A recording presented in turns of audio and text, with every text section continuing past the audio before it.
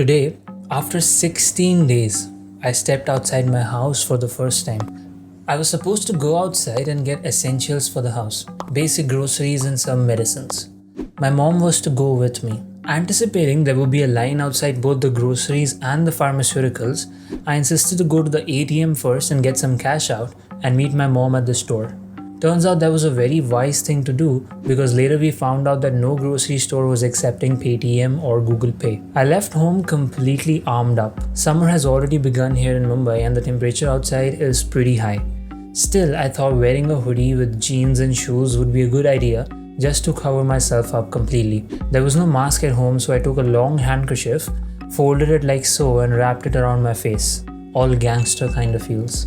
The moment I entered into the ATM booth, I was very cautious. I inserted my card in. As I was pressing the buttons on the machine, all that was going through my mind was the video our Prime Minister had shared a while ago.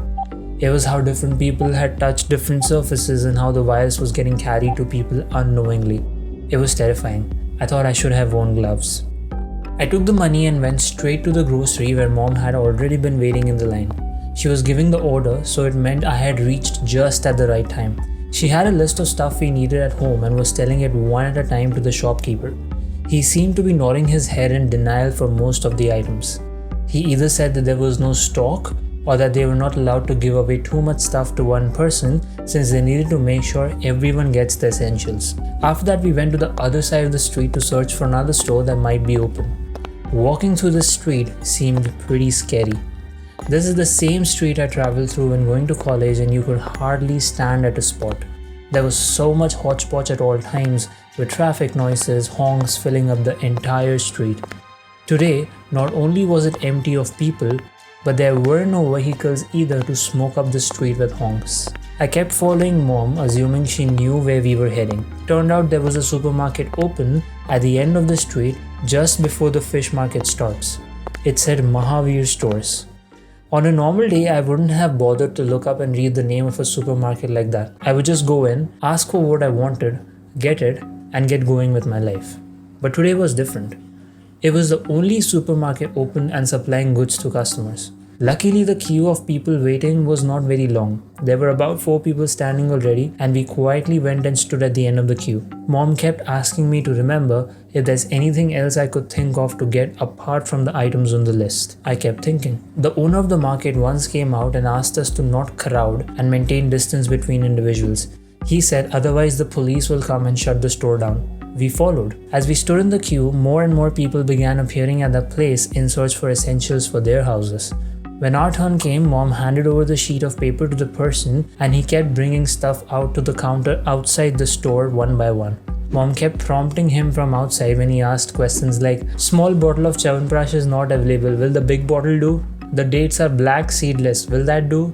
We got most of the stuff we wanted and put it into the bags we had brought from home, 5 of them. The police were on constant patrolling. They were announcing something through their microphones in Marathi. I did not try to understand what they were saying because I was aware of the general context they were referring to. Stay indoors and move outside only if absolutely essential. After that, as we were leaving to come back home, mom asked me to go to another medical store that was open and ask for the medicines we had not got. By that time, she went to the other side of the street to get stuff like bread, eggs, biscuits, etc. I went to the other medical store and after waiting for about 10 minutes, the person came out to say they did not have it. While coming back home, I remembered we needed bananas. So I asked mom to go back home and I would go get the bananas. I took a dozen of them and tried to stuff them in the already overflowing handbags, leading to one of the handbags' handle tearing up. So I had to carry the 3 bags I had in my arms and bring them home. One thing I noticed is the general understanding people are employing towards the situation. They stood patiently in the lines with no one panicking or getting all angry for not getting what they wanted. They understood the situation and chose to compromise instead. I also saw one person at the medical store guiding another person behind him about the medical store that was open at the other block. He advised him to check out if the medicines he was needing could be found there. It showed that people are trying to do their best to deal with this difficult situation, and you should too. If we make our mindset about this entire situation strong, there's nothing that can make us feel low or depressed. Stay strong, we'll get through this.